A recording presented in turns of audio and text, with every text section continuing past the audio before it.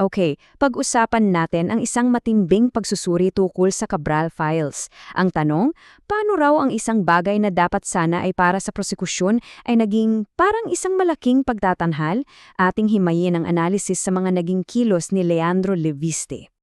So, dito nagsisimula ang lahat, sa isang simpleng paghahambing. Ano ba ang pagkakaiba ng isang whistleblower sa isang performer? Ayon sa source, simple lang. Ang whistleblower, nagmamadaling isumite ang ebidensya. Ang performer naman, sinasadyang patagalin para mag-build up ng suspense.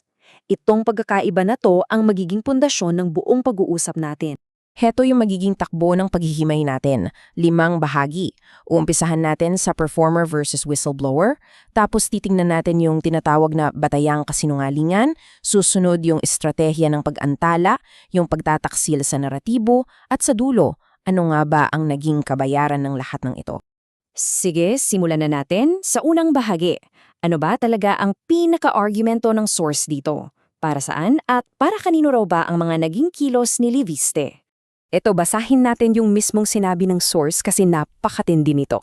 Sabi niya, hindi kumilos si Leandro Leviste na parang isang whistleblower. Kumilos siya na parang isang taong nag-o-audition para sa isang pambansang papel. Malinaw, di ba? Ang sinasabi rito, yung motibo raw ay hindi serbisyo, kundi personal na ambisyon.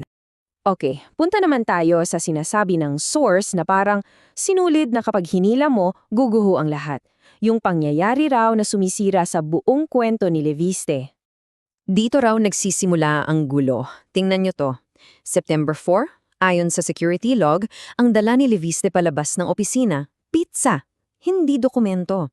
Pero kinabukasan, September 5, ang kumalat na kwento, may komprontasyon daw, may awayan at may benda pa raw si Cabral. Sinasabi ng source, teka, paano naging totoo yung dalawang yan ng sabay? At yan mismo ang tanong na binibibitawan ng source para sa ating lahat. Pwede bang maging totoo ang parehong versyon?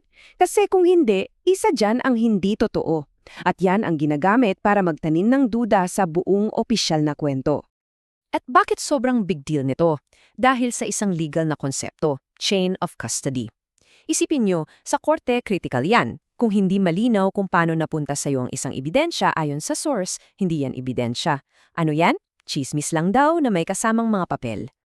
Okay, ikatlong bahagi na.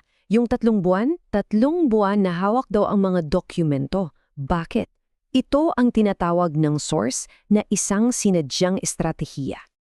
Ayon sa source, hindi raw ito basta pagkadelay lang, kundi isang kalkuladong plano. May 4 na hakbang daw yan. Una, magpaliwanag ka kung bakit may delay para magmukha kang maingat at may prinsipyo. Dahil dyan, naipapasa mo sa iba ang responsibilidad. At ang pinakamahalaga sa lahat, nakakakuha ka ng oras. Oras para ikaw ang kumontrol sa kwento. At para saan daw yung oras na yon? Well, dito raw nagamit yan para magtis ng mga pasabog, magpalutang ng mga pangalan para lang subukan ang reaksyon ng mga tao, at syempre, protektahan ng ilang kakampi. Ang resulta, siya ang naging sentro ng kwento na parang siya lang ang may hawak ng lahat. At ayon sa source, yung pag-frame ni Leviste sa sarili niya bilang biktima o bayani ay isang taktika. Sabi ang hustisya ay hindi kailangan ng hero arc. Ang katotohanan ay hindi kailangan ng threat narrative.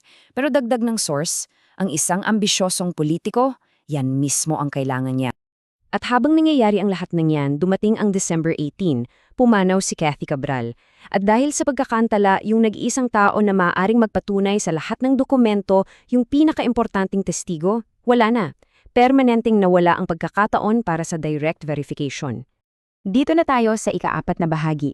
At ayon sa source natin, dito na raw talaga nagsimulang gumuho ang buong naratibo at kredibilidad.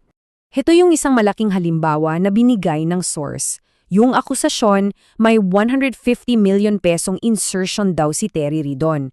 Pero ang simpleng fact-check ng source, paano mangyayari yun? Hindi naman kongresista si Ridon noong ginagawa yung budget na yon. Imposible raw.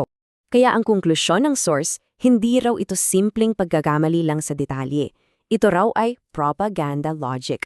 Ang ibig sabihin, pag naitatak mo na sa isip ng tao na kontrabida ang isang tao, baliwala na ang mga katotohanan. At dito na raw nangyari yung pinakamatinding pagbaliktad. Besperas ng Pasko. Ang halaga, 1 bilyong piso. Yan daw ang budget insertion na direktang-direktang konektado sa ina mismo ni Leandro Leviste. At ayon sa source, dito biglang-bigla nagbago ang ihip ng hangin.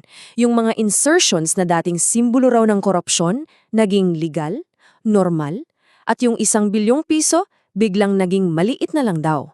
Isang kompletong pagbaliktad, sabi ng source. So, ano ang naging epekto ng lahat ng ito? Nasa huling bahagi na tayo.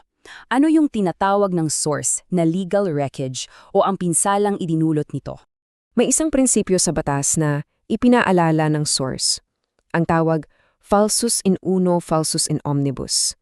Ang simpleng ibig sabihin niyan, ang nagsinungaling sa isang bagay ay sinungaling sa lahat ng bagay. At kung gagamitin daw natin ang logikang yan, ganito ang argumento ng source. Kung nagsinungaling daw siya sa kung paano nakuha ang dokumento, kung minali niya ang mga timelines, kung yung mismong pamantayan niya sa moralidad ay biglang gumuho noong pamilya na niya ang sangkot, bakit pa natin pagkakatiwalaan ang kanyang mga motibo? Kaya, ang huling hatol ng source sa naging resulta nito sa kaso, isang salita lang, sabotahe. Imbes na makatulong daw para sa prosekusyon, ang mga ginawa niya ay mas lalo pang nagpahirap sa anumang tsansa para sa hustisya. At sa huli, iniiwan tayo ng source na may isang mabigat na tanong na dapat nating pagnilayan. Kapag mas naging mahalaga na ang atensyon at ang spotlight kaysa sa katotohanan, posible pa nga bang hustisya?